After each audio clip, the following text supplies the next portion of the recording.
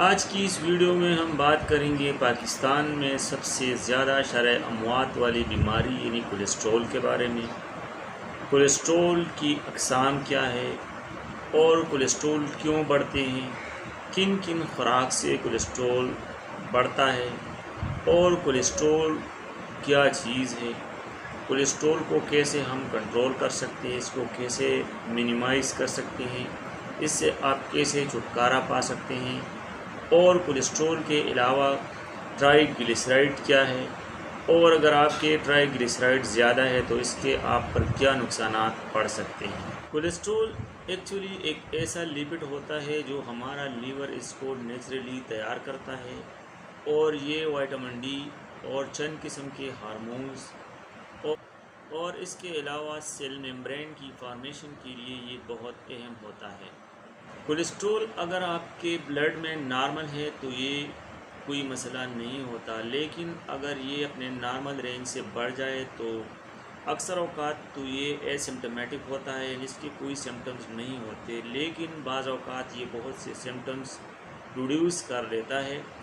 High cholesterol की अलामात में से चंद अलामात ये है कि ये आपको करोनरी आर्टरीज़ जो है वो उसमें ब्लॉकेज पैदा कर देता है, हाइपरटेंशन काज करता है, हार्ट अटैक भी काज कर सकता है, इसके अलावा स्ट्रोक, ब्रेन हेमरेज और इसके अलावा भी बहुत सी कॉम्प्लिकेशन काज कर सकता है। अगर आपकी एज तकरीबन 20 है या 20 से ऊपर है तो आपको बाकायदगी से अपनी प्रोफाइल टेस्ट करना चाहिए कि ताकि आपको पता चल सके कि आपके लिपिड प्रोफाइल्स में क्या है और एलडीएल कितने हैं, एचडीएल कितने हैं, कोलेस्ट्रॉल कितने हैं और इसके अलावा ट्राइग्लिसराइड कितने हैं। अब बात करते हैं कोलेस्ट्रॉल की काजेज़ क्या है, यानी कौन सी काजेज़ है जिसकी वजह से आपका कोलेस्ट्रॉल बढ़ सकता है। तो जो काजेज़ मैं आपको बता रहा हूँ ये इसकी मेन काजेज़ हैं। कोलेस्ट्रॉल में इजाफे की मेन काजेज़ ये है कि अगर आप trans food, trans fats, saturated fats खा रहे हैं तो इससे आपके कोलेस्ट्रॉल लेवल बढ़ जाएगा। इसके अलावा अगर आप ज़्यादा स्वीट्स खा रहे हैं इससे भी आपका कोलेस्ट्रॉल लेवल बढ़ जाता है। अगर आप इनएक्टिविटी यानी आप कोई एक्टिविटी नहीं कर रहे हैं, आप खाना खा रहे हैं और एक्टिविटी आप कोई नहीं कर रहे तो इससे भी बहुत ज़्यादा चांसेस है कि आपके कोलेस्ट्रॉल लेवल बहुत ज़्यादा बढ़ जाए। अगर आप स्मोकिंग करते हैं तो इससे भी आपकी कोलेस्ट्रॉल लेवल बढ़ सकती है। अगर आप ड्रिंकिंग करते हो, आप शराब पीते हो तो भी ये बहुत ज़्यादा मेन काज है इसकी। और इसके अलावा ओबेसिटी, अगर आप बहुत ज़्यादा फैटी है, ओबेस है और आप एक्सरसाइज नहीं करते रेगुलर बेस पे, आप इनएक्टिव होते हो, इस वजह से आपका कोलेस्ट्रॉल बहुत ज़्यादा हाई हो सकता है। और इसके अलावा एक और मेन काज इनहेरिटेंस भी है। अगर आपके फैमिली में आपके पेरेंट्स में हाई कोलेस्ट्रॉल की हिस्ट्री है तो इसके भी बहुत ज़्यादा चांसेस हो सकते हैं कि आप में भी कोलेस्ट्रॉल की लेवल बहुत ज़्यादा बाज़ औक़ात जेनेटिक डिसऑर्डर की वजह से आपकी बॉडी एलडीएल को प्रिवेंट करता है और जिसकी वजह से आपकी बॉडी में एलडीएल का लेवल बहुत ज़्यादा बढ़ जाता है जो कि कोलेस्ट्रॉल का सबब बन सकता है। डायबिटिक पेशेंट्स को और हाइपरथायराइडिज्म वाले पेशेंट को भी हाई कोलेस्ट्रॉल हो सकते हैं। कोलेस्ट्रॉल की बेसिकली दो अक़साम है, एक को एलडीएल यानी लो डेंसिटी लिपोप्रोटीन कहते हैं और दूसरा जो अच्छा क्वालिटी होता है उसको एचडीएल यानी हाई डेंसिटी लिपोप्रोटीन कहते हैं। अगर आपकी बॉडी में एलडीएल ज़्यादा है तो ये बहुत ख़तरनाक बात है। इसके अलावा अगर एचडीएल का लेवल सही है, मुनासिब है तो ठीक है, अगर ये लेवल कम है तो ये आपके लिए नुकसानदेह हो सकता है। एलडीएल का काम ये है कि ये आपके आर्टरीज़ तक कोलेस्ट्रॉल को ले जाते हैं, लेकिन अगर आपका एलडीएल लेवल बहुत ज़्यादा है तो ये आर्टरीज़ के वॉल्स पर डिपॉजिट हो जाता है। इस डिपॉजिट को कोलेस्ट्रॉल प्लेक कहा जाता है और इस प्लेक की वजह से आपकी आर्टरीज़ वो दिन ब दिन नैरो हो जाते हैं, तंग हो जाना शुरू हो जाते हैं, जिसकी वजह से आपके आर्टरीज़ में ब्लड फ्लो बहुत ज़्यादा कम हो जाता है और इसकी वजह से ब्लड क्लॉट्स का रिस्क हाई हो जाता है। अगर इसमें ये ब्लड क्लॉट्स आपके आर्टरीज को ब्लॉक करे तो इसकी वजह से आपको हार्ट अटैक या ब्रेन हैमरेज या स्ट्रोक हो सकता है। इसके अलावा जो दूसरी किस्म है वो है एचडीएल। एचडीएल का काम ये है कि ये आपके आर्टरी से एलडीएल के लेवल को, यानी ये आपके आर्टरी से एलडीएल को वापस लीवर तक ले आ जाता है, लीवर तक ले आता है, और जिसकी वजह से आपका रिस्क यानी आर्टरीज में प्लेक होने का रिस्क इसको मिनिमाइज़ करता है इसको। अगर आपके ब्लड में एचडीएल की लेवल नॉर्मल है, हेल्दी लेवल तक है, तो ये आपके हार्ट के लिए और आपके आर्टरीज के लिए एक प्लस पॉइंट। ट्राइग्लिसराइड लिपिड की एक और किस्म है। ये कोलेस्ट्रॉल से बिल्कुल मुख्तलिफ होता है।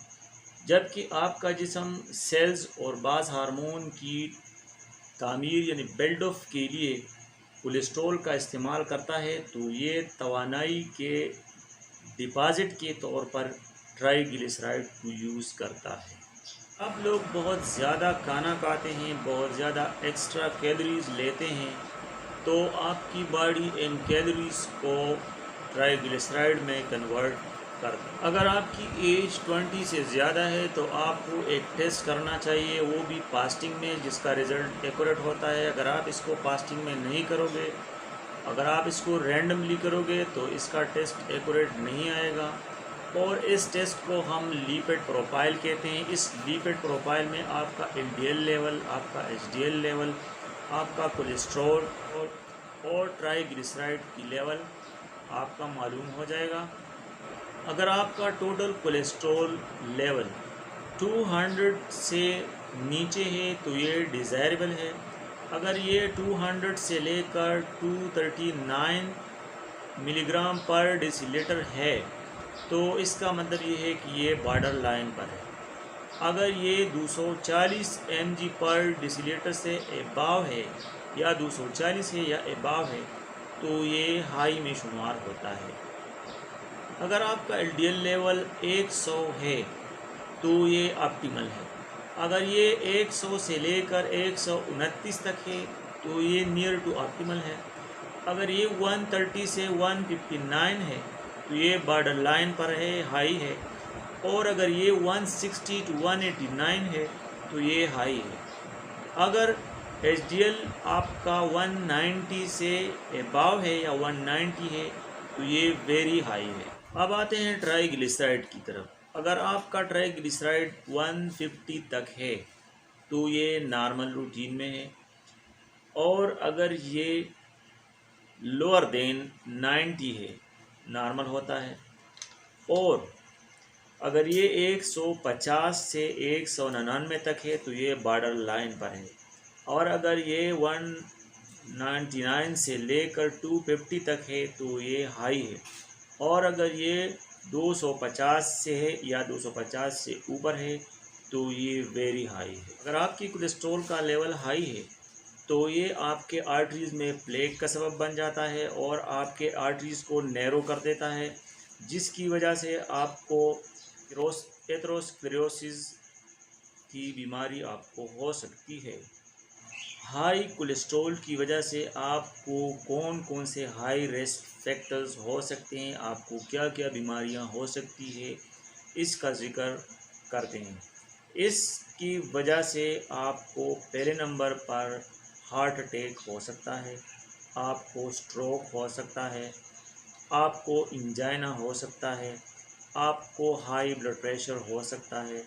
इसके अलावा आपको पेरिफेरल वेस्कुलर डिजीज़ हो सकते हैं, और इसके अलावा आपको क्रॉनिक किडनी डिजीज़ भी हो सकते हैं। इसके अलावा हाई कोलेस्ट्रॉल आपके बाइल को इम्बैलेंस कर सकता है, और ये आपके बाइल को इम्बैलेंस कर सकता है, जिसकी वजह से आपको गाल स्टोन बनना शुरू हो। अब आते हैं कि आप हाई कोलेस्ट्रॉल को और ट्राइग्लिसराइड को कैसे कंट्रोल कर सकते हैं, इसको कैसे मिनिमाइज़ कर सकते हैं और इसको कैसे नॉर्मलाइज कर सकते हैं। तो इसके लिए नंबर 1 चीज़ जो है वो है डाइट। सबसे पहले आपने डाइट प्लान बनाना है कि आपने कौन से फूड खाने हैं। आपने वो खाने मुकम्मल छोड़ने होंगे जिसमें कोलेस्ट्रॉल की लेवल ज़्यादा हो, इसमें ट्रांस फैट्स और सैचुरेटेड फैट्स, इन खानों को आपने मुकम्मल अवॉइड करना। आपने लीन प्रोटीन को इस्तेमाल करना है जैसे फ़िश और चिकन। आपने हाई फाइबर फूड जैसे वेजिटेबल, होल ग्रेन्स और फ्रूट्स, इसको आपने इस्तेमाल। फ्राइड खानों के बदले में आप roasted food, grilled food, steam food, broiled food और बेक्ड फूड इस्तेमाल करने हैं। जितने भी स्वीट्स हैं, शुगर की चीज़ें हैं, शुगर से बनाई हुई जितनी भी चीज़ें हैं उसको आपने मुकम्मल अवॉइड करना है। और इसके अलावा फास्ट फूड, जंक फूड और प्रोसेस्ड फूड को भी आपने मुकम्मल ख़त्म करना है। ऑर्गन मीट, एग यॉक्स और हाई फैट डायरी प्रोडक्ट्स ये अवॉइड करना है। प्रोसेस्ड फूड, कोका फूड्स और बटर, फॉर्म ऑयल ये आपने इस्तेमाल नहीं करने हैं। और इसके अलावा deep fried foods, potato chips, onion rings और फ्राइड चिकन्स को अवॉइड करना है। ये जो अच्छा खुराक है वो है फ़िश, ओमेगा 3 फैटी एसिड्स और वालनट्स, आमंड्स, एवोकाडो और वो तमाम चीज़ें जिसमें ओमेगा फैटी एसिड्स पाए जाते हों, वो चीज़ें, वो खाने आपने इस्तेमाल करने।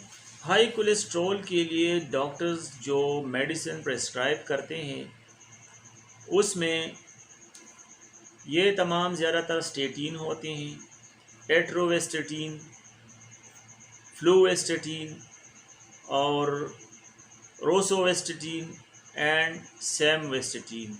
ये तमाम के तमाम जो है ये स्टेटिन ड्रग्स होते हैं।